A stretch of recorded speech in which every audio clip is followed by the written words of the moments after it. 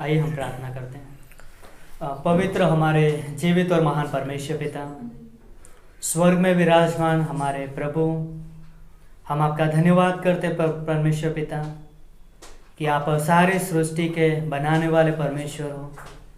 सारी चीज़ें प्रभु आपके अधीन में है प्रभु, और धन्यवाद देते पिता परमेश्वर कि सब कुछ आपकी महिमा के लिए पिता परमेश्वर। हमारा जीवन भी प्रभु आपकी आराधना स्तुति महिमा का कारण हो प्रभु। होने देना पिता परमेश्वर। इस सभा को हम आपके हाथों में सौंपते प्रभु। हम आपका मार्गदर्शन चाहते पिता परमेश्वर, स्वर्ग से बुद्धि चाहते पिता परमेश्वर, क्योंकि हम आपकी आराधना करना चाहते हैं। और आपका वचन कहता है कि परमेश्वर आत्मा है, और जो कोई उसकी आराधना करना चाहता है वो आत्मा तथा सत्यता थी उसकी आराधना करें।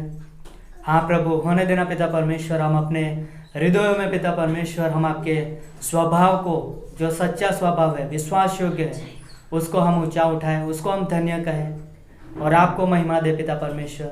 वैसे हमारी प्रार्थना पिता, धन्यवाद करते हैं महान परमेश्वर आपकी उपस्थिति के लिए कि आप हमारे बीच में प्रभु। इस स्थान को हम आपके हाथों में सौंपते हैं। आपकी उपस्थिति से आप भरना प्रभु। अभिषेक भरा समय हो प्रभु, हर एक जीवन को छूने वाला समय हो पिता परमेश्वर, ताकि हम आपसे ग्रहण करें और हमारे जीवन से आपकी महिमा हो प्रभु। वैसे हमारी प्रार्थना पिता, धन्यवाद करते पिता परमेश्वर। आगे का हर एक समय आपके हाथों में सौंपते हैं। आपकी आत्मा के द्वारा आप हमारी अगुवाई करना। सारा आदर सारी महिमा आपको देते हैं।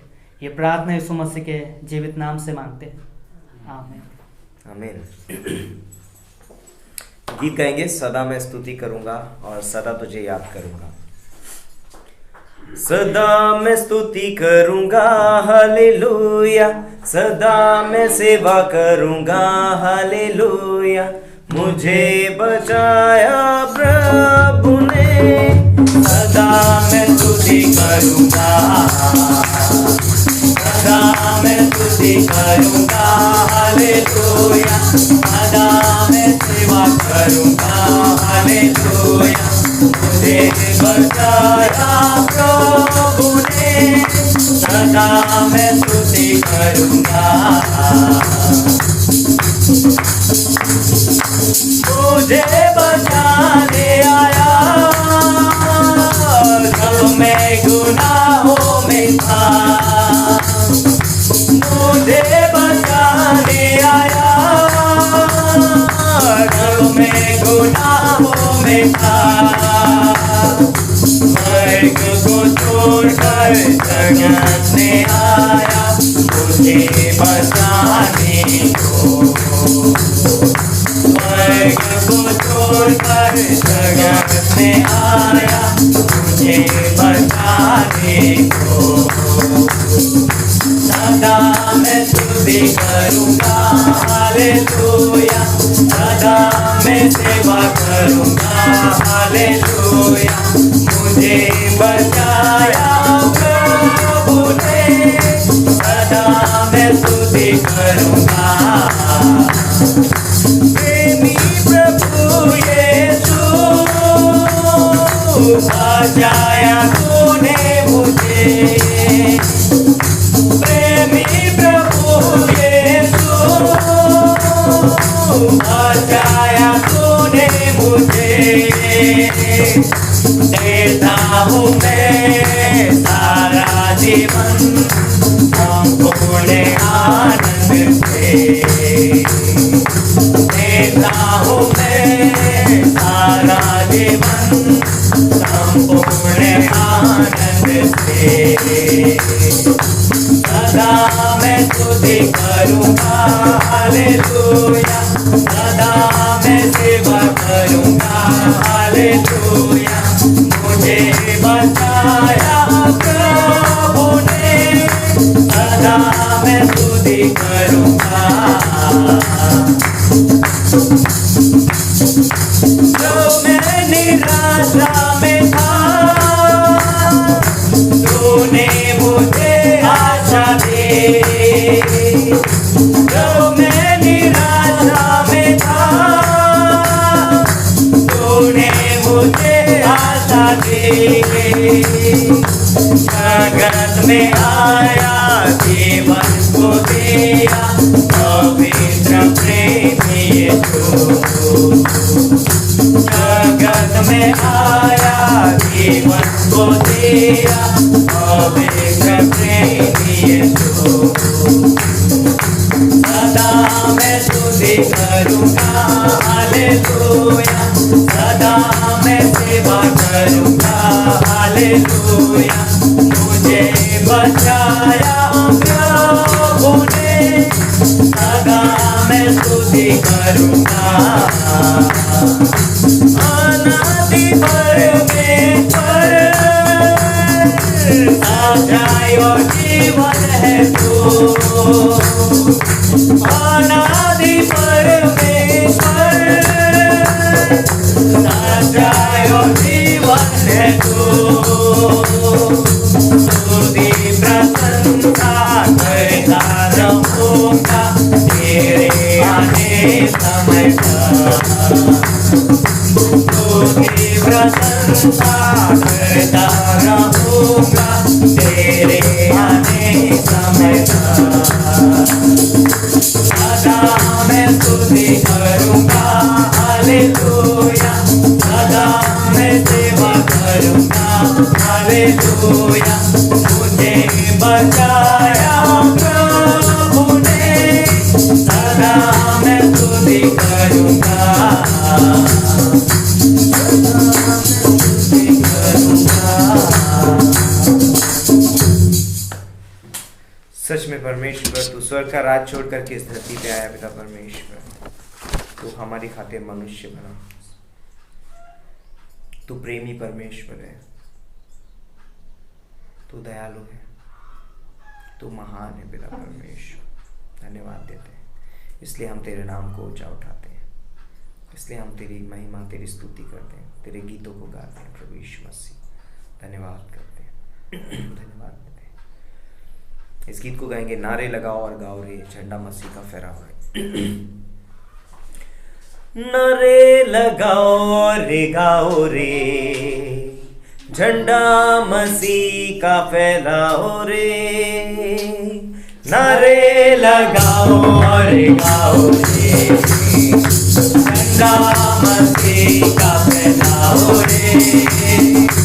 हालेलुया ओ हालेलुया, हालेलुया हालेलुया ओ हालेलुया, हालेलुया हालेलुया ओ हालेलुया, हालेलुया ओ हालेलुया। सफर जिंदगी का सच्चाई कोई न जाने रे, लंबा सफर जिंदगी का सच्चाई कोई न जाने रे। आगे ऊपर को लगाओ, यीशु के पास तुम आओ रे। आगे ऊपर को लगाओ, यीशु का प्रेम तुम पाओ रे। हालेलुया ओ हालेलुया, हालेलुया हालेलुया ओ हालेलुया, हालेलुया हालेलुया ओ हालेलुया, हालेलुया ओ हालेलुया। जीवन में उलझा हुआ राही, यीशु के पास तुम आओ रे। जीवन से उलझा हुआ राही, यीशु के पास तुम आओ रे। आपकी ये राहें सब छोड़ो, जिंदगी में अब खुशी छोड़ो रे। आपकी ये राहें सब छोड़ो, जिंदगी में अब खुशी छोड़ो रे। हालेलुया ओ हालेलुया, हालेलुया हालेलुया ओ हालेलुया, हालेलुया हालेलुया ओ हालेलुया, हालेलुया ओ हालेलुया। यीशु का जन्म है, पापों का अंत हुआ है, यीशु का जन्म हुआ है, पापों का अंत हुआ है, खुशियाँ वो बांट रहा है, प्रेम की धारा बही है, खुशियाँ वो बांट रहा है, प्रेम की धारा बही है।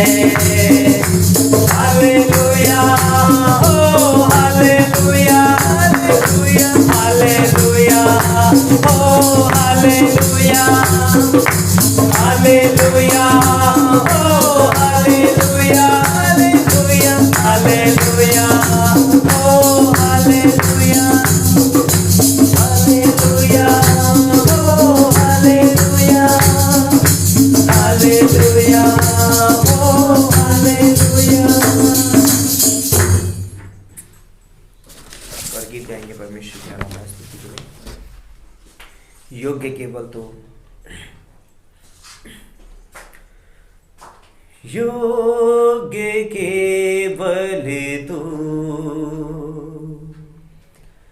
योग्य केवल तू, योग्य केवल तू ही प्रभु मेरे प्रभु यीशु, योग्य केवल तू, योग्य केवल तू,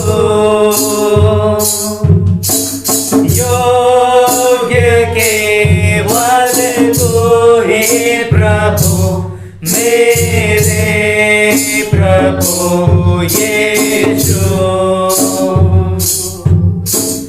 पवित्र केवल तू, पवित्र केवल तू,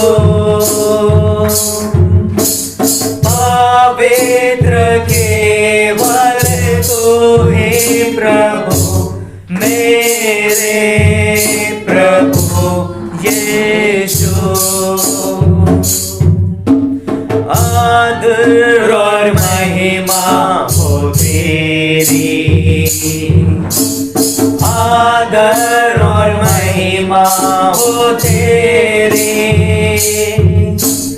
आदर और महिमा हो तेरी प्रभु मेरे प्रभु यीशु,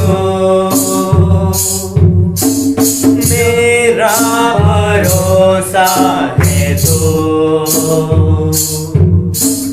मेरा भरोसा है तू, मेरा भरोसा है तू ही प्रभु मेरे प्रभु यीशु, योग्य केवल तू, योग्य केवल तू,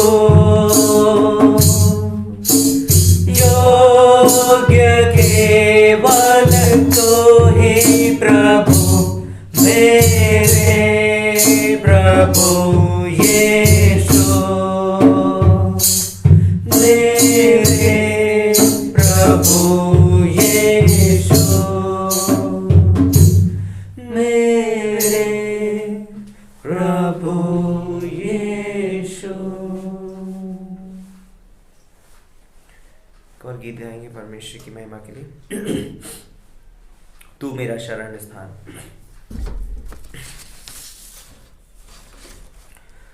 तू मेरा शरण स्थान, तू मेरा गढ़ है, संकट में मेरा दोस्त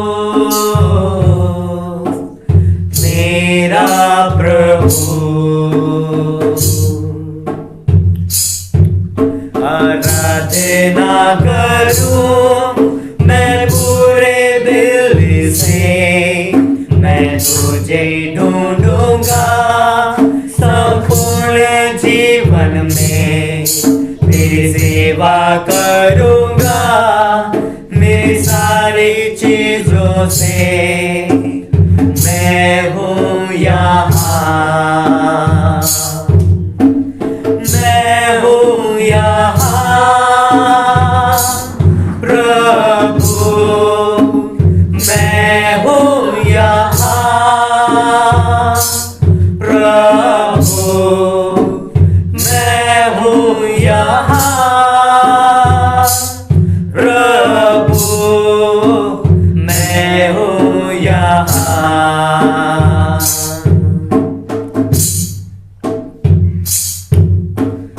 उद्धारक मेरा तू, मेरी चंगाई है, संकट में सामर्थ है मेरा प्रभु। आराधना करूं मैं पूरे दिल से, मैं तुझे ढूंढूंगा संपूर्ण जीवन में, तेरी सेवा करूंगा मेरी सारी चीजों से। मैं हूँ यहाँ, मैं हूँ यहाँ प्रभु, मैं हूँ यहाँ प्रभु, मैं हूँ यहाँ प्रभु, मैं हूँ यहाँ, मैं हूँ यहाँ। धन्यवाद देते पिता परमेश्वर इस खूबसूरत समय के लिए, इस दिन के लिए, इस सभा को हम तेरे हाथों में सौंपते हैं पिता परमेश्वर। धन्यवाद देते हैं कि तूने हमें ये मौका दिया कि हम तेरी आराधना स्तुति कर पाए पिता परमेश्वर। धन्यवाद देते हैं कि तू हमारे लिए स्वर्ग छोड़कर आया पिता परमेश्वर, ताकि हम स्वर्ग जा सकें। प्रभु यीशु मसीह, तू अद्भुत है, तेरा प्रेम, तेरा अनुग्रह अद्भुत है। धन्यवाद देते हैं आज की सभा को और यहाँ पर उपस्थित प्रत्येक जन को तेरे हाथों में सौंपते हैं। प्रभु यीशु मसीह के नाम से मांगते हैं, आमीन।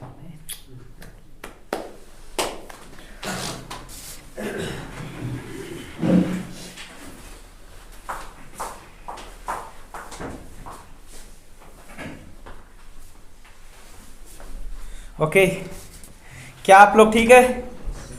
यस, तो क्यों ना हम आराधना टीम के लिए धन्यवाद है ताली बजा के। तो अद्भुत रीति से आराधना हुआ और हम जानते हैं कि हमने कल क्रिसमस प्रोग्राम सेलिब्रेशन किया। बहुत दिनों से हम प्रार्थना कर रहे थे और प्रभु ने, है ना, सहायता की, मदद की और अद्भुत रीति से हुआ, है ना। तो क्यों ना हम परमेश्वर को धन्यवाद दें इन सारी बातों के लिए। और कुछ मैं अनाउंसमेंट करना चाहूँगा। हम जानते हैं कि आज रविवार की सभा में है हम, ओके, और इस रविवार की सभा में आप सभी लोगों का स्वागत है जो हमें इस समय ऑनलाइन सुन रहे हैं और जो भी इस समय आप कलीसिया में उपस्थित है, आप सभी का ग्रेटर के जालूद कलीसिया में स्वागत है। और सबसे इम्पोर्टेंट बात मैं कहना चाहूँगा कि आज भी बहुत अद्भुत समय रहेगा। हमने आराधना की है, परमेश्वर के वचन से भी सुनेंगे, लेकिन ये याद रखिए कि यहाँ पर हम बुधवार को भी मिलने वाले हैं, है ना। बुधवार की शाम की सभा भी होगी, तो ज़रूर आप हमारे साथ जुड़े रहिए। और 31 के दिन भी हम मिलने वाले हैं। कौन से दिन मिलने वाले हैं? 31 के दिन भी मिलने वाले। क्या आप लोग जोश में हैं, उत्साहित है उसके लिए? वाह, कितना अद्भुत है। क्यों ना इन सारी बातों के लिए प्रार्थना करें और प्रभु के हाथ में सौंप दे, है ना। प्रार्थना करते हैं। प्रभु, हम धन्यवाद देते हैं, आपकी स्तुति करते हैं, आपकी प्रशंसा करते हैं परमेश्वर। हम मांगते हैं परमेश्वर आपकी बुद्धिमत्ता, आपकी समझ। प्रभु, हम जानते हैं आपने हमें अगुवाई किया है अभी तक परमेश्वर। जो भी क्रिसमस का जो प्रोग्राम हमने परमेश्वर कल बनाया, परमेश्वर क्रिसमस रियली प्रभु आपने सहायता की, शुरुआत से लेकर अंत तक परमेश्वर आपने सहायता की। हर एक प्रभु ज़रूरतों को आपने पूरी किया, इसलिए हम धन्यवाद देते प्रभु यीशु मसीह। और हम जानते हैं परमेश्वर कि आप हमारे स्वर्गीय पिता है, आप हमारी ज़रूरतों को जानते हैं प्रभु। इस कलीसिया की हर एक ज़रूरत के आपके हाथों में सौंपते प्रभु।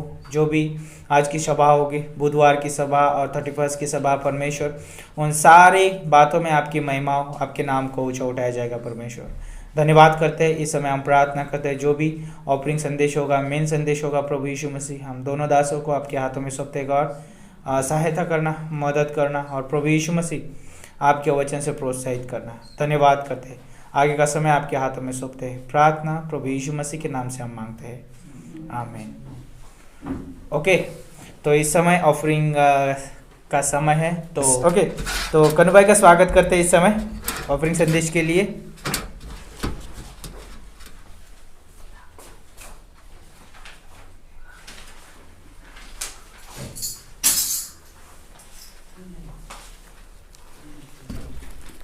उत्पत्ति उसका 4था अध्याय।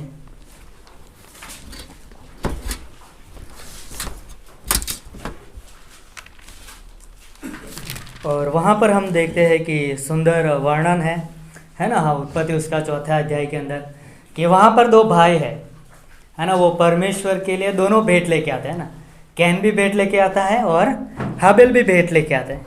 तो देखते हैं हम दूसरी पंक्ति से, फिर उसने उसके भाई हाबिल को भी जन्म दिया और हाबिल भेड़ बकरियों का चरवाहा बना, परंतु कैन भूमि पर खेती करने वाला किसान बना।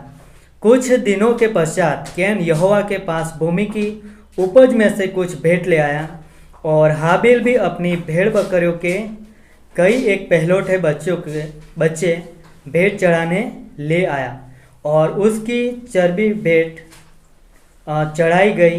तब यहोवा ने हाबिल और उसकी भेंट को तो ग्रहण किया, परंतु कैन और उसकी भेंट को उसने ग्रहण न किया। तब कैन अति क्रोधित हुआ और उसके मुंह पर उदासी छा गई।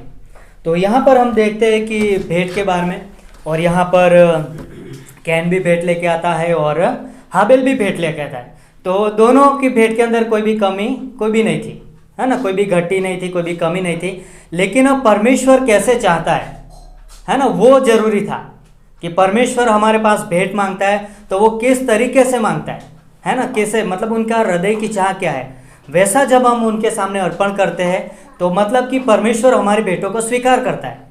और भेंट स्वीकार करने से पहले परमेश्वर हमारे जीवन को चाहता है, वो हमारे जीवन को पसंद करता है। यदि हमारा संपूर्ण जीवन परमेश्वर की इच्छा में, उसकी योजना में है, उसके कार्य के लिए, उसके राज्य के लिए, है ना, हम कुछ भी काम करें, चाहे वो खेतीबाड़ी हो, चाहे नौकरी हो, चाहे कोई भी सेवकाई क्यों न हो, कोई भी हमारा कार्य क्यों नहीं रहा, लेकिन इन सारे कार्य में सिर्फ और सिर्फ परमेश्वर को महिमा मिलनी चाहिए कि उसके अंदर परमेश्वर की इच्छा क्या है ना। हम कितना भी अच्छा काम करें, लेकिन यदि उसके अंदर परमेश्वर की मर्जी नहीं है तो फिर उसका कोई महत्व नहीं है ना, कितना भी अच्छा काम क्यों ना रहा। और यहाँ पे हम देखते हैं कि 2 भाइयों परमेश्वर के सामने भेंट लेके आते हैं। और यहाँ पर जैसे हमने देखा कि कैन भी भेंट लेके आता है और हाबिल भी भेंट लेके आता है। तो हाबिल की जो भेंट थी वो परमेश्वर पर वो विश्वास करता था ना, एक दृढ़ विश्वास था उसके सृष्टिकर्ता ऊपर, और इसलिए वो परमेश्वर के हृदय की इच्छा अनुसार उनको कैसा पसंद है वैसा वो देता था। कैन भी लेके आया, लेकिन हो सकता है कि वो मेरा भाई लेके गया तो शायद मुझे भी देना पड़ेगा, है ना। तो उस तरफ से वो शायद वो लेके गया होगा, लेकिन परमेश्वर की इच्छा क्या है उस भेंट के पीछे वो उसने खोजा नहीं, और इसके कारण हम देखते हैं कि कैन की भेंट मान्य नहीं हुआ। तो हम जानते हैं कि परमेश्वर हर एक से उतना ही मांगता है जितनी उनकी आवश्यकता है ना। वो दे पा सकता है। हम पुराने नियम के देखें तो हर एक के लिए अलग अलग ठहरा था ना। किसी के लिए बड़ा क्या बोलते, एक भेड़ बकरी ठहरा था। यदि वो नहीं दे पा रहे तो उनके लिए थोड़ा जैसे कि पक्षी ठहरा था। यदि वो नहीं दे पा रहे तो उनके लिए वो एक अनाज के तौर पे ठहरा था। हर एक के लिए मतलब कि अलग अलग ठहरा गया था ताकि हर एक व्यक्ति परमेश्वर के लिए भेंट दे सके।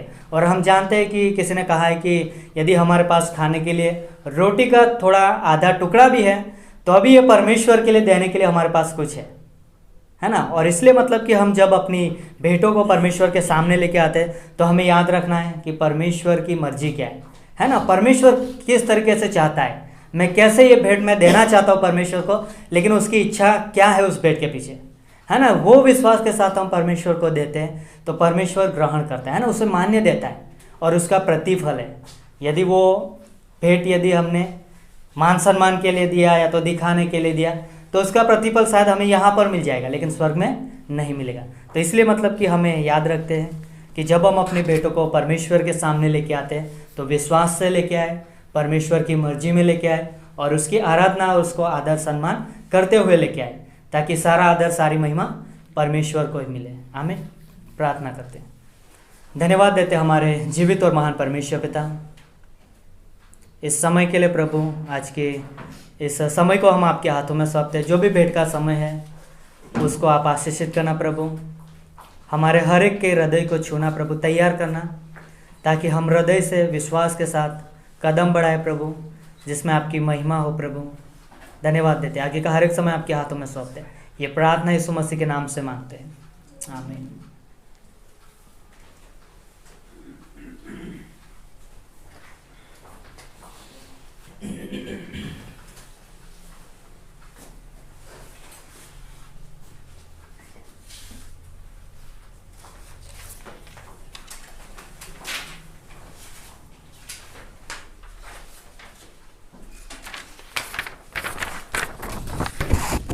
एक ऑफरिंग गीत गाएंगे परमेश्वर की आराधना स्तुति के लिए। तेरी स्तुति प्रशंसा हो, तेरी हर पल महिमा हो। यदि आप लोगों को आता है आप हमारे साथ ज्वाइन कर सकते हैं। तेरी स्तुति प्रशंसा हो, तेरी हर पल महिमा हो। तेरी स्तुति प्रशंसा हो, तेरी हर पल महिमा हो। तू अवर्णित है, तू सुंदर है, मेरा पहला पहला प्यार है। तू अवर्णित है, तू सुंदर है, मेरा पहला पहला प्यार है। तेरी स्तुति प्रशंसा हो, तेरी हर पल महिमा हो। तेरी स्तुति प्रशंसा हो, तेरी हर पल महिमा हो। मेरी निराशाओं में मेरी आशा बना तू, मेरी खामोशियों को समझा तूने प्रभु। मेरी निराशाओं में मेरी आशा बना तू, मेरी खामोशियों को समझा तूने प्रभु। तू अवर्णित है, तू सुंदर है, मेरा पहला पहला प्यार है। तू अवर्णित है, तू सुंदर है, मेरा पहला पहला प्यार है। तेरी स्तुति प्रशंसा हो, तेरी हर पल महिमा हो। तेरी स्तुति प्रशंसा हो, तेरी हर पल महिमा हो। दिल की गहराइयों में बसता तू ही प्रभु।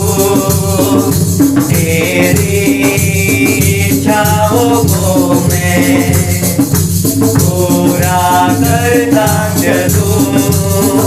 दिल की गहराइयों में बसता तू ही प्रभु।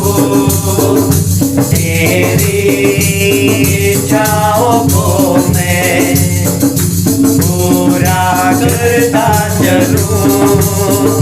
तू अवर्णित है, तू सुंदर है, मेरा पहला पहला प्यार है। तू अवर्णित है, तू सुंदर है, मेरा पहला पहला प्यार है। तेरी स्तुति प्रशंसा हो, हर पल महिमा हो, तेरी स्तुति प्रशंसा हो, तेरी हर पल महिमा हो, तेरी हर पल महिमा हो।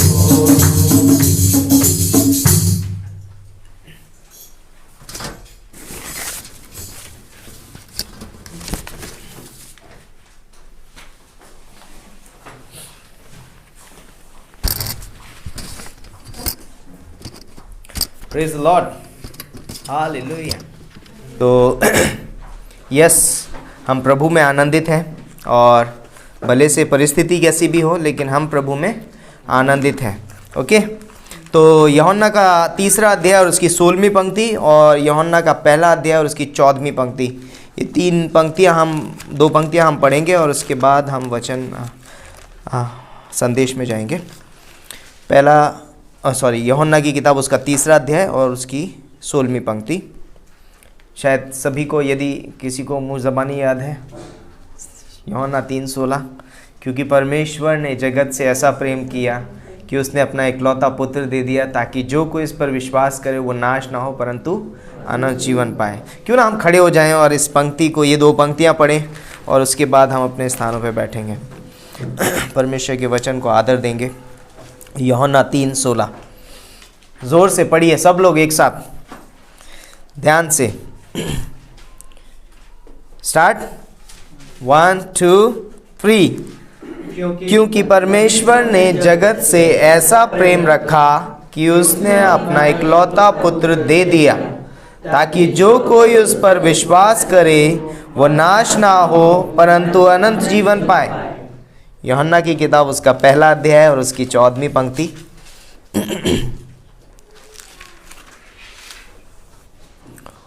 और वचन देहधारी हुआ और अनुग्रह और सच्चाई से परिपूर्ण होकर हमारे बीच में डेरा किया और हमने उसकी ऐसी महिमा देखी जैसे पिता के इकलौते की महिमा। आइए हम प्रार्थना करते हैं। परमेश्वर पिता, हम धन्यवाद देते हैं इस खूबसूरत समय के लिए, इस दिन के लिए धन्यवाद देते हैं, तेरे प्रेम, तेरे अनुग्रह के लिए। इस वचन को, इस संदेश को तेरे हाथों में सौंपते हैं पिता परमेश्वर। स्वर्ग से बुद्धि दीजिए, मेरे मुख को छू, इसे पवित्र कर, इससे मेरे नहीं पिता परमेश्वर परंतु तेरे वचन निकले। अपने वचन के द्वारा तू अपने लोगों से बातें कर पिता परमेश्वर। इस वचन के द्वारा पिता परमेश्वर हमारे जीवन को बढ़ाना पिता परमेश्वर, और तेरे स्वभाव, तेरे चरित्र को जानने में मदद करना पिता परमेश्वर। ऐसे हम प्रार्थना करते हैं, पवित्र आत्मा के द्वारा अगुवाई कीजिए, प्रभु यीशु मसीह के नाम से मांगते हैं, आमीन आमीन। आप सभी लोग बैठ सकते हैं। आपकी परीक्षा खत्म हुई, ओके। तो बहुत अद्भुत पंक्तियां हैं यहाँ पर जो हमने पढ़ा है। यूहन्ना का 3 अध्याय 16वीं पंक्ति हम बहुत बार पढ़ चुके हैं। यूहन्ना का 1 अध्याय उसकी 14वीं पंक्ति, तो बहुत अद्भुत पंक्तियां हैं। तो आज हम जिस विषय पे बात करेंगे वो है परमेश्वर जो है हमारे लिए सब कुछ करने के लिए तैयार है। एक मनुष्य के लिए परमेश्वर बोलता है कि हर एक तरीके से परमेश्वर मनुष्य को बचाना चाहता है। क्या करना चाहता है? हर एक तरीके से। उसके लिए ऐसा नहीं है परमेश्वर कहता है किसी एक चीज़ का इस्तेमाल नहीं करता, परंतु परमेश्वर अपने, जब हमारे शरीर में हम देखते हैं तो हमें हमारा शरीर में आंखें दिखाई देती हैं, है ना। आंखें हैं, हाथ हैं, पाँव हैं और हृदय है। और प्रभु यीशु मसीह ने इन सभी चीज़ों का इस्तेमाल किया एक मनुष्य को बचाने के लिए। और हम उनके विषय में आज बात करेंगे कि एक पिता का हृदय, एक पिता के हाथ, एक पिता के पाँव और एक पिता की बोलते हैं कि आँखें। इन विषयों पे हम बात करेंगे। तो पहली चीज़ यदि हम देखें तो अगर हम परमेश्वर के बारे में देखें तो उसके हृदय के, यदि पहला जो पॉइंट होगा एक हृदय, पिता का हृदय। पिता का हृदय है कैसा? प्रभु यीशु मसीह का हृदय कैसा है? क्या उसमें क्रोध भरा हुआ है? क्या उसमें जलन है? क्या उसमें ईर्ष्या है? क्या उसमें द्वेष है? क्या हमें पिता के हृदय में ये सारी चीज़ें दिखाई देती हैं? नहीं। हमें पिता के हृदय में क्या क्या चीज़ दिखाई देती है? सिद्ध दिखाई देता है। उसका हृदय एक सिद्ध हृदय है, सिद्धता दिखाई देती है उसके हृदय में। उसका हृदय एक सुंदर हृदय है ना, बहुत खूबसूरत है। पिता का हृदय जो है, परमेश्वर का हृदय जो है वो बहुत ही खूबसूरत है। दूसरी चीज बोलता है कि परमेश्वर का या पिता का हृदय जो है वो बहुत ही पवित्र है ना, उसमें कोई ऐसी वैसी बातें नहीं आती हैं। उसके हृदय एकदम पवित्र हृदय है। परमेश्वर का हृदय एक प्रेमी हृदय है, प्रेमी हृदय है। और बोलते हैं कि परमेश्वर का हृदय एक कोमल हृदय है। परमेश्वर का हृदय मनुष्य के प्रति कठोर नहीं है, कठोरता का व्यवहार नहीं करता है परमेश्वर। हमारे प्रति उसका हृदय कठोर नहीं है ना, जलन से भरा हुआ नहीं है, परंतु प्रेम से भरा हुआ है। उसका हृदय बोलता है कि उसमें बहुत कुछ है, उसमें अनुग्रह से भरा हुआ है, वो दया से भरा हुआ हृदय है। और ये सारी चीज़ें हमें पिता के हृदय में मिलती हैं। तो पिता, जब हम देखते हैं पिता की ओर और पिता हमारी ओर देखता है, तो ये सारी चीज़ों के साथ देखता है, पवित्रता के साथ देखता है, प्रेम के साथ देखता है, कोमलता के साथ हमारे साथ व्यवहार करता है। और बोलता है कि अनुग्रह से हमारी ओर देखता है, क्योंकि पिता के हृदय में ये चीज़ें हैं। पिता के हृदय में हमारे प्रति बोलते हैं कि गुस्सा नहीं है, क्रोध नहीं है हमारे प्रति।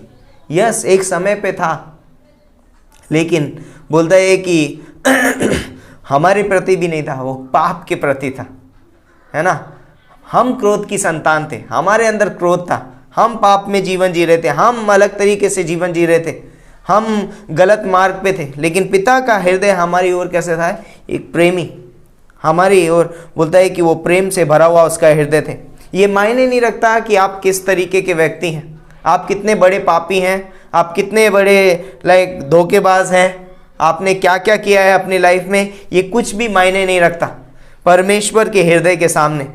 परमेश्वर आपके हृदय, आपके स्वभाव या आपके कार्यों के हिसाब से आपके साथ बर्ताव नहीं करता है। परमेश्वर अपने स्वभाव और अपने हृदय के अनुसार हमारे साथ व्यवहार करता है। हम कितने भी बड़े पापी क्यों ना हो, परमेश्वर हमसे अपने हृदय के अनुसार क्या करता है? व्यवहार करता है। परमेश्वर एक महान परमेश्वर है। और बोलता है कि हमारी काबिलियत के अनुसार वह हमारे साथ व्यवहार नहीं करता, परंतु अपने किए हुए कार्य के अनुसार वह हमसे बर्ताव करता है, अपने अनुग्रह के हिसाब से वह हमसे बर्ताव करता है। तो पिता का हृदय हमारी ओर हमेशा एक कोमल हृदय है। वो हमेशा हमारी ओर जब देखता है, वो कोमलता से देखता है, हमारे साथ कोमलता से बर्ताव करता है। और यही चीज़ परमेश्वर हमारे हृदय में चाहता है। इसीलिए प्रभु यीशु मसीह ने कहा अपने वचन में कि मैं तुम्हें नया मन दूंगा, मैं तुम्हारे अंदर से पत्थर का हृदय निकाल कर मांस का हृदय दूंगा, और वो हृदय कोमल हृदय होगा, है ना। तो परमेश्वर चाहता है कि हम उस कोमल हृदय का इस्तेमाल करें, हम कोमल हृदय से लोगों के साथ बर्ताव करें। एक कोमल हृदय बहुत कुछ कर सकता है। एक पिता अपने बच्चों के साथ कोमलता का व्यवहार कर सकता है, एक पति अपनी पत्नी के साथ कोमलता का व्यवहार कर सकता है, एक पत्नी अपने पति अपने बच्चों के साथ कोमलता का व्यवहार कर सकती है, क्योंकि परमेश्वर ने हमें वो हृदय दिया है। और परमेश्वर चाहता है कि, बोलता है ना, यीशु मसीह ने कहा फिलिपियों 2:5 में, है ना, कि जैसा मसीह यीशु का स्वभाव था वैसा ही तुम्हारा भी स्वभाव हो। वो चाहता है कि हम वैसा ही हृदय प्रकट करें जैसा हृदय परमेश्वर का है। ओके, तो एक पिता बोलता है कि अपने बच्चों का जब पालन पोषण करता है तो कोमलता के साथ उनका पालन पोषण करे। दाऊद का हृदय वैसा था। दाऊद के विषय में अगर हम देखेंगे तो जब अबशलोम जब दाऊद के पीछे पड़ता है तो दाऊद बोलता है कि माइटी मैन है वो, है ना, योद्धा है। और बोलते हैं कि उसके सामने गोलायत जैसा व्यक्ति जब नहीं टिका तो अबशलोम क्या चीज़ है, जो उसका ही खुद का बेटा है। लेकिन जब अबशलोम ने अपने पिता के खिलाफ में विरोध में कदम उठाया तो उसका पिता उससे छुप के भाग गया। उसने उसके साथ कोमलता का व्यवहार किया। वो चाहता, बोलता है कि उसके लोग बोलते हैं कि अगर तू दाऊद के हाथ में पड़ जाए तो बोलता है कि वो 200-300 लोगों के लिए भी अकेला काफ़ी है ना। उसके हाथों में मन नहीं पड़ना।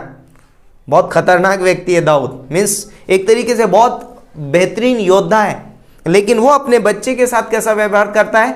कोमलता का व्यवहार करता है। और यहाँ पर बोलता है कि वो अबशलोम को मारता नहीं, परंतु जब वो बोलता है कि उसके लोग उसको मार देते हैं, है ना, और जब वो मर जाता है तो दाऊद अपनी छाती पीट कर रोता है कि हे बेटे अबशलोम, और वो वहाँ पर बहुत रोता है, उसको अपना हृदय दिखाता है उसके प्रति, कोमलता का हृदय।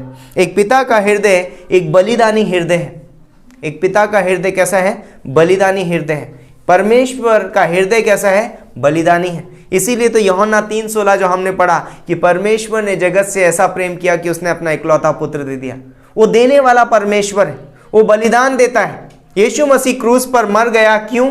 क्योंकि उसका हृदय एक बलिदानी हृदय है, और वही हृदय वो हमसे चाहता है। वो चाहता है कि हमारा हृदय एक बलिदानी हृदय हो, हम दूसरों के प्रति बलिदानी जीवन जिए। इसीलिए बाइबल में इफिसियों का 5वां अध्याय अगर आप पढ़ेंगे 22वीं पंक्ति से नीचे, तो वहाँ पर लिखा है एक पति को अपनी पत्नी के प्रति एक बलिदानी प्रेम होना बहुत ज़रूरी है। एक पत्नी को अपने पति के प्रति आदर और सम्मान होना बहुत ही ज़रूरी है। बोलता है कि यहाँ पर अगली चीज़ बोलता है कि एक बलिदानी हृदय, एक इंतज़ार करने वाला हृदय, और एक धीरज धरने वाला हृदय। और ये सारी चीज़ें हमें परमेश्वर में दिखाई देती हैं। लूका का अगर 15वां अध्याय पढ़ेंगे आप, लूका के 15वें अध्याय में हमें वो तीनों चीज़ें वहाँ पर दिखाई देंगी। एक इंतज़ार करने वाला पिता हमेशा खड़ा रहता है गांव के बाहर कि मेरा बेटा एक दिन वापस आएगा, मैं एक दिन वापस आएगा। और बोलता है कि जो बलिदानी हृदय है वो क्या करता है? एक इंतज़ार करने वाला भी होता है। वो इंतज़ार करता है, वो अपने बेटे का हर दिन इंतज़ार करता था। वो धीरज धरता है अपने पुत्र के प्रति, है ना, जल्दी से गुस्सा नहीं हो जाता। यस, उसके बेटे ने गलत कदम उठाया है ना, गलत तरीके से वो घर से सब कुछ छोड़ के चला गया है, लेकिन उसका पिता उसके प्रति धीरज दिखाता है। तो यहाँ पर हमें बहुत खूबसूरत दिखता है कि पिता का हृदय जो वो है एक धीरज, कोमलता से भरा हुआ और बलिदानी हृदय है। बोलता है पिता के हाथ, पिता के जो हाथ हैं हमारे प्रति, बोलता है कि वो हमेशा हमको संभालना चाहता है, हमको सुरक्षित रखना चाहता है। यदि आप बाइबल पढ़ेंगे तो वहाँ पर लिखा है कि मैं तुम्हें अपने दाहिने हाथ से संभाल लूँगा, मैंने तुझे अपने हाथों में छुपा रखा है। यदि यूहन्ना का 10:28 पढ़ोगे तो बोलता है कि वो मेरे हाथ में हैं और उन्हें मेरे हाथ से कोई छीन नहीं सकता। पिता ने हमको अपने हाथों में रखा है, परमेश्वर हमें अपने हाथों में रखता है, और बोलता है कि एक विश्वासी को परमेश्वर के हाथ से कोई छीन नहीं सकता। अगर रोमियो का 8वां अध्याय अगर हम पढ़ेंगे, वहाँ पर लिखा है कि कौन हमें मसीह के प्रेम से अलग करेगा, कौन हमें छीन सकता है? ना मृत्यु, ना जीवन, ना अंधकार, ना रोशनी, कुछ नहीं हमें परमेश्वर के हाथ से छीन नहीं सकता। हर एक चीज़ बोलता है कि परमेश्वर का हाथ एक सामर्थी हाथ है।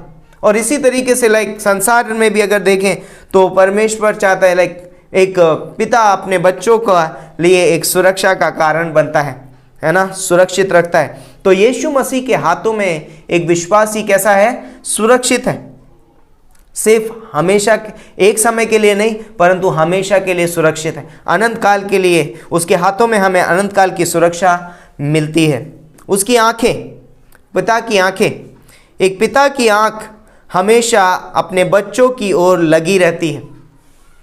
परमेश्वर बोलता है कि मेरी दृष्टि हमेशा तुम्हारी ओर लगी रहती है ना। कभी भी हम देखते रहते हैं, जब बच्चे छोटे होते हैं तो वो बाहर खेल रहे होते हैं तो आप बार बार उनको देख लेंगे, है ना, कहीं मेरा बच्चा गिर ना जाए, कहीं उसे चोट ना लग जाए, कहीं गलत रीति से कहीं कुछ गलत काम ना कर दे। हमेशा लगी रहती है। क्यों लगी रहती है? इसलिए नहीं कि ताकि आप उसको डांट सको, इसलिए नहीं लगी रहती ताकि आप उसको मार सको, उसकी गलतियां निकाल सको, इसलिए लगी रहती हैं ताकि आप ये देखते हैं कहीं आपका बच्चा किसी गलत रास्ते पे ना चला जाए। पिता हमारी ओर इसलिए नहीं देखता है ताकि वो हम पे दंड हमारे ऊपर इल्ज़ाम लगा सके, परंतु पिता हमारी ओर इसलिए देखता है ताकि हम सुरक्षित रहें, कहीं हम गलत तो नहीं है चले जाएं, कहीं गलत रास्ते पर ना चले जाएं, कहीं गलत मार्ग पे ना चले जाएं। और बोलता है कि यही नहीं, दूसरी चीज़ बोलता है कि वो पिता अपने बच्चों की ओर देखता है, उनकी ज़रूरतों की ओर दृष्टि करता है है ना, मेरे बच्चों की क्या ज़रूरत है, उनको क्या चाहिए, है ना। वो हमेशा इस खोज में रहता है, अरे इस समय मेरे बेटे को क्या चाहिए, इस समय मेरी बेटी को क्या चाहिए। पिता हमारी ओर हमेशा देखता रहता है और वो हमारी ज़रूरतों को भी पूरा करता है। बहुत इम्पॉर्टेंट है। तो एक पिता हमेशा क्या करता है, अपने बच्चों की ज़रूरतों को खोजता है। उसकी आंखों में हमेशा अपने बच्चों के प्रति क्या रहता है, प्रेम रहता है। परमेश्वर पिता अपने बच्चों की ओर देखता है तो प्रेम से भरी हुई आंखों से देखता है, ऐसा गुस्से वाली नहीं, डराव नहीं, क्रोध से भरी हुई नहीं। बोलता है उसकी आंखें हमेशा अपने बच्चों की ओर कैसे देखती हैं, एक प्रेम से भरी हुई आंखें उसकी दिखाई देती हैं। परमेश्वर पिता हमारी ओर कैसे देखता है, प्रेम से देखता है। चौथी चीज बोलता है कि घुटने, उसके पांव, है ना, घुटनों पे जाता है। बोलता है कि यीशु मसीह आज भी हमारे लिए स्वर्ग में प्रार्थना कर रहा है। वो हमारा पिता है ना, परमेश्वर पिता हमारे लिए, यीशु मसीह आज भी क्या कर रहा है, विनती करता है, आज भी हमारे लिए प्रार्थना कर रहा है। तो एक पिता बहुत खूबसूरत होगा वो परिवार यदि पिता अपने बच्चों के लिए या माता अपने बच्चों के लिए प्रार्थना करें, है ना। कई बार हम बहुत कुछ करते हैं कि अरे मेरे बच्चे बदल जाने चाहिए, ऐसे हो जाने चाहिए, वैसे हो जाने चाहिए, और कई बार हम उनको बहुत सारी टीचिंग देते हैं, समझाते हैं, लेकिन हम बहुत कम उनके लिए प्रार्थना करते हैं। हमें उनके लिए प्रार्थना करना भी बहुत ज़रूरी है। जब बच्चे हैं तो हमारे एक पिता का घुटनों पे जाना बहुत ज़रूरी है, क्योंकि आप अपने बच्चे को बदल नहीं सकते, लेकिन जब आप उनके लिए प्रार्थना करते हैं, वो प्रार्थना उनके जीवन में बहुत बड़ा प्रभाव लेकर के आती है। जब यीशु मसीह स्वर्ग में प्रार्थना करता है और स्वर्ग से हमारी ओर देखता है, तो वो ये नहीं देखता अरे यार ये इतना गलत काम कर रहा है, इतना ये, तो प्रभु यीशु मसीह आके हमको बताता नहीं है तुम ऐसा ऐसा क्यों कर रहे हो, ऐसा करना चाहिए, ऐसा। यस, हमारे पास बाइबल है, हम सीखते हैं उससे, बट वो हमारे ऊपर इल्ज़ाम नहीं लगाता है, परंतु वो हमारे लिए प्रार्थना करता है, इवन हमारी ज़रूरतों के लिए, और हमारी बोलता है कि हमें गलत मार्ग से भी छुड़ाने के लिए वो हमें क्या करता है, प्रार्थना करता है। वो हमें जानता है पूरी रीति से। इसलिए एक पिता को अपने बच्चों के प्रति प्रार्थना करना भी बहुत ही ज़रूरी है। पिता हो या माता, जो भी, दोनों कर सकते हैं। ऐसा नहीं है कि पिता को ही करनी है, माता को नहीं करनी है ना। एक दूसरे के लिए प्रार्थना कर सकते हैं, है ना। हम कहीं पर भी, हम भाई भाई के लिए प्रार्थना कर सकते हैं घुटने पे जा कर के। अगली चीज़ है पाँव, है ना। बोलते क्या ही सुहावने हैं वो पाँव जो अच्छा सुसमाचार लेकर के आते हैं। तो पिता के जो पैर हैं वो इस धरती पर पड़े। यीशु मसीह ने कहा लूका का 19:10 में क्या बोला है कि मनुष्य का पुत्र खोए हुए को ढूंढने, उनका उद्धार करने के लिए आया है। यीशु मसीह सिर्फ चरनी में जन्म नहीं लिया, परंतु वो इस धरती पर चला भी, और वो घूमने के लिए नहीं गया, है ना, पिकनिक मनाने नहीं गया। वो कहाँ जाता था, सुसमाचार प्रचार करने। स्वर्ग से परमेश्वर इस धरती पर आया सुसमाचार प्रचार करने के लिए। वो अपने पैरों का भी इस्तेमाल करता है ताकि वो लोगों को बचा सके। उसका हृदय लोगों की ओर है, उसकी आंखें लोगों की ओर है, उसके हाथ लोगों की ओर हैं, और उसके पाँव लोगों की ओर है, इवन घुटने उसके लोगों की ओर हैं, ताकि वो लोगों को क्या कर सके, बचा सके, उनको सुरक्षित रख सके। ये है परमेश्वर का प्रेम।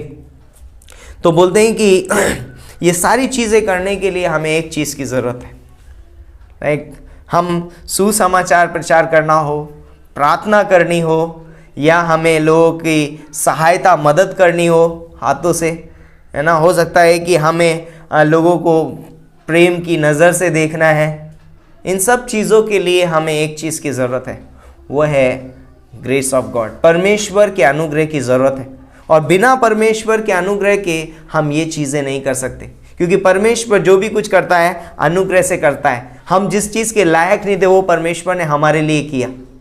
यीशु मसीह स्वर्ग राज छोड़कर इस धरती पे आया सिर्फ एक ही रीज़न से, ग्रेस, अनुग्रह। ये अनुग्रह था उसका।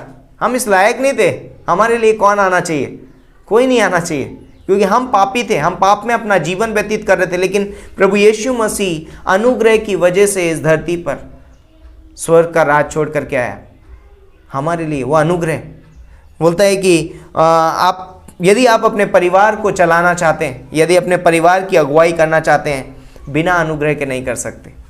अनुग्रह की ज़रूरत है। अनुग्रह के द्वारा अपने परिवार को बढ़ाइए। बच्चों को बढ़ाना है, अनुग्रह के बिना आप नहीं बढ़ा सकते। आपके बच्चों को अनुग्रह की ज़रूरत है, अनुग्रह में बढ़ाइए। शादीशुदा जीवन, बिना अनुग्रह के आप शादीशुदा जीवन को आगे नहीं बढ़ा सकते।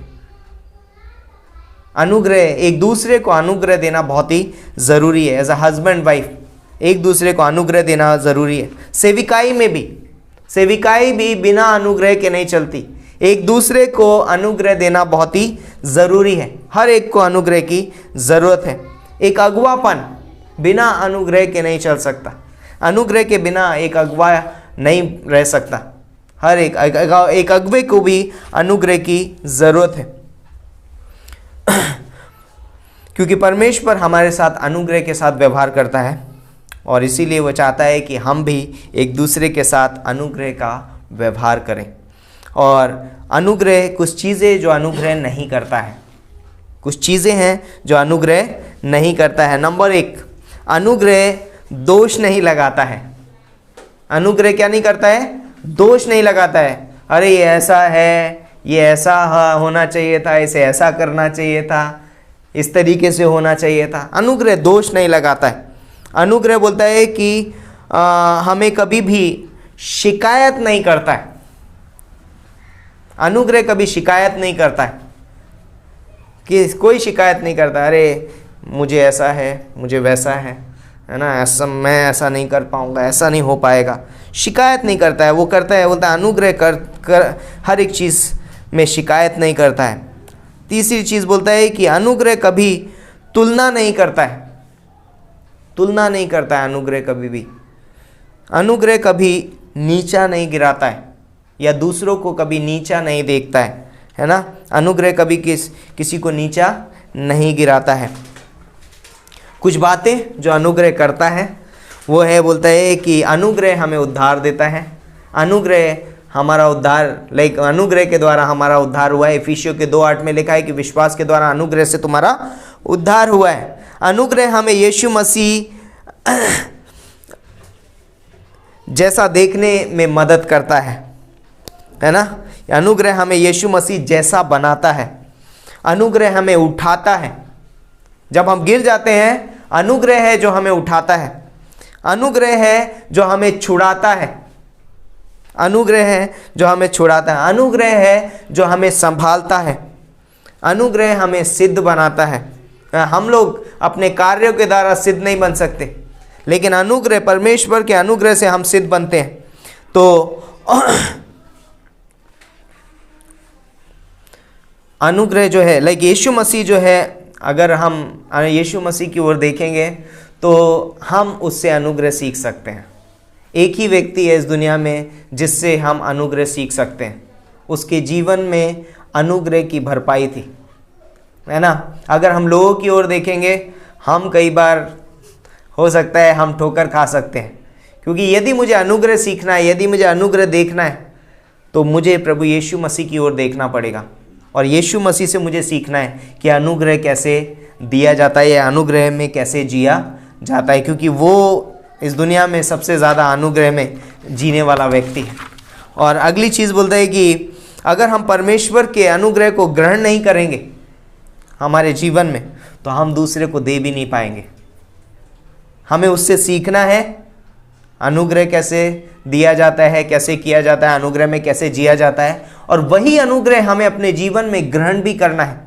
और यदि हम उस अनुग्रह को अपने जीवन में ग्रहण नहीं करेंगे तो हम दूसरे को दे भी नहीं पाएंगे। बहुत इंपॉर्टेंट है। अगर आप अपनी नज़र में अच्छे व्यक्ति बनना चाहते हैं या बनने की कोशिश करते हैं, तो आप अनुग्रह मिस कर देंगे, क्योंकि इस दुनिया में अनुग्रह ही है जो हमें परफेक्ट बनाता है ना। बोलता है कि अनुग्रह बदलाव पैदा करता है। अनुग्रह क्या करता है? बदलाव पैदा करता है। अनुग्रह हमें यीशु मसीह जैसा बनाता है। अनुग्रह हमें कैसा बनाता है? यीशु मसीह जैसा बनाता है।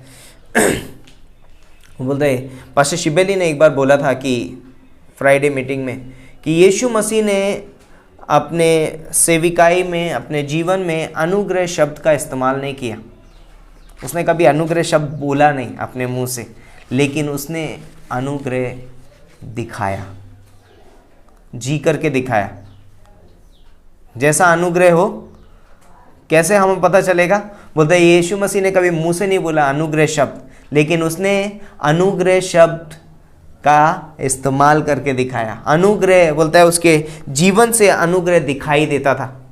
तो इम्पॉर्टेंट है हमारे जीवन में, हमें अपने जीवन में कुछ चीज़ों का इस्तेमाल करना है। लाइक हमारे अंदर एक हृदय होना चाहिए जो कोमलता से भरा हुआ हो, दूसरों के प्रति, अपने परिवार के प्रति, लोगों के प्रति, संसार के लोगों के प्रति, है ना। एक खोजने वाली, आप प्रेम से भरी हुई आंखें हों जब हम लोगों की ओर देख रहे हैं, प्रेम से भरी हुई हों, क्योंकि परमेश्वर हमारी ओर प्रेम से देखता है। परमेश्वर हमारे साथ कोमलता का हृदय रखता है। परमेश्वर हमारे लिए प्रार्थना करता है, तो हम क्यों ना दूसरों के लिए प्रार्थना करें? क्यों ना हम घुटनों पे जाएं, हम दूसरों के लिए प्रार्थना करें। परमेश्वर बोलता है कि स्वर्ग का राज छोड़कर इस धरती पे आया सुसमाचार सुनाने, तो क्यों ना हम सुसमाचार सुनाने जाएं, क्यों ना हम अपने पैरों का इस्तेमाल करें। इम्पॉर्टेंट है, बहुत ज़रूरी है। और क्यों ना हम अपने हाथों का इस्तेमाल करें, परमेश्वर की सेविकाई के लिए अपने हाथों को आगे बढ़ाएं, है ना। दोनों तरीके से बढ़ा सकते हैं। हम ऐसे बोझ उठाने के लिए भी बढ़ा सकते हैं, और हम इस तरीके से भी बढ़ा सकते हैं, परमेश्वर के लिए दे करके, परमेश्वर के लिए मदद करके, है ना। तो हमें अपने हाथों को बढ़ाना है, अपने पैरों का इस्तेमाल करना है, अपने हृदय, अपनी आँखों का हमें इस्तेमाल करना है। ओके, तो मैं इस वचन के द्वारा आप लोगों को उत्साहित करना चाहता हूँ कि परमेश्वर ने सब कुछ इस्तेमाल किया एक मनुष्य को बचाने के लिए, हमें भी सारी चीज़ों का इस्तेमाल करना है।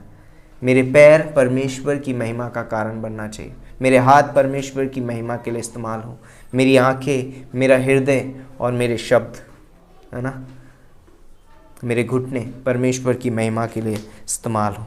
तो इस शाम में मैं आपको प्रोत्साहित करना चाहूँगा। तो आइए हम प्रार्थना करते हैं। परमेश्वर पिता, हम धन्यवाद देते हैं इस खूबसूरत समय के लिए, इस दिन के लिए धन्यवाद देते हैं, तेरे प्रेम, तेरे अनुग्रह के लिए। तू अद्भुत है पिता परमेश्वर, तू अनुग्रहकारी है, तू दयालु है पिता परमेश्वर, तू हमसे प्रेम करता है, तू हम पर दया दिखाता है। धन्यवाद करते हैं, तेरे नाम को ऊंचा उठाते हैं, तेरी महिमा, तेरी स्तुति करते हैं। प्रभु यीशु मसीह के नाम से मांगते हैं, आमीन, आमीन।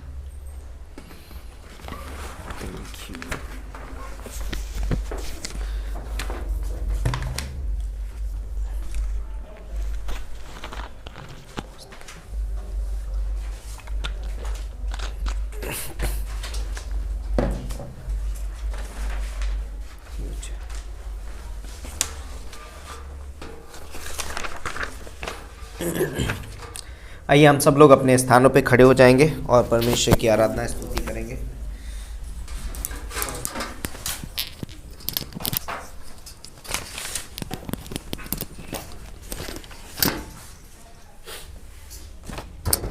उठाते हैं तेरा नाम, तेरी स्तुति करते हुए। क्यों ना हम परमेश्वर के लिए जोरदार तालियां दें।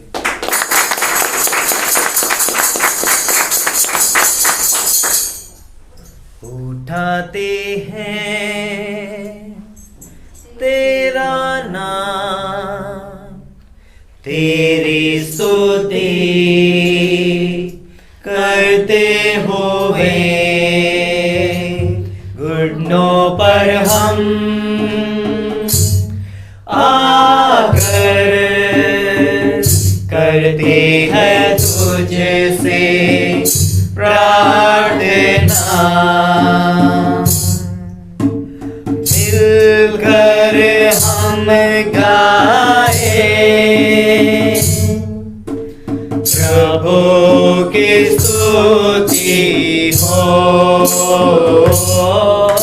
मिलकर हम गाए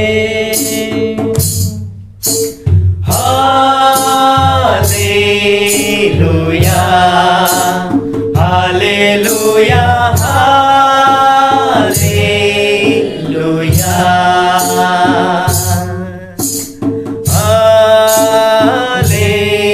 hallelujah, hallelujah, hallelujah.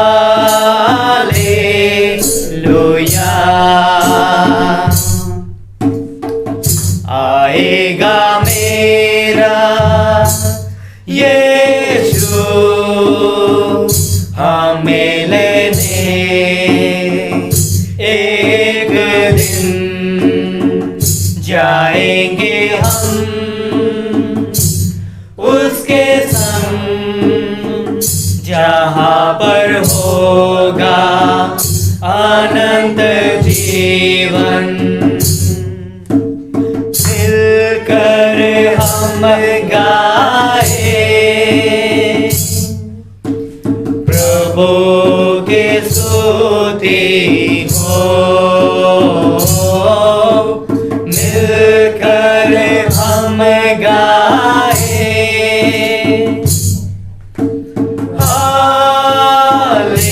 Hallelujah, hallelujah, hallelujah,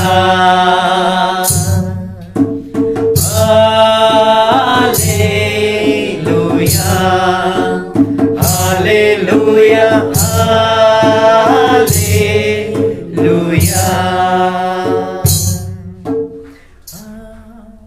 hallelujah, hallelujah,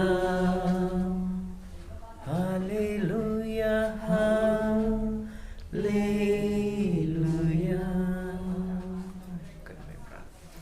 पवित्र हमारे जीवित और महान परमेश्वर पिता, स्वर्गों के स्वर्ग में विराजमान हमारे जीवित परमेश्वर पिता, हम आपका धन्यवाद देते पिता परमेश्वर कि आप परमेश्वर होने के बावजूद भी आपने मनुष्य रूप धारण किया प्रभु। आपने अपने आप को शून्य किया प्रभु, आप दीन बने, नम्र बने प्रभु। और धन्यवाद देते पिता परमेश्वर कि आपका हृदय जो प्रेम से, अनुग्रह से, दया से और करुणा से भरा हुआ हृदय है प्रभु। और धन्यवाद करते पिता परमेश्वर कि आपने अपना संपूर्ण जीवन हमारे लिए उड़ेल दिया प्रभु।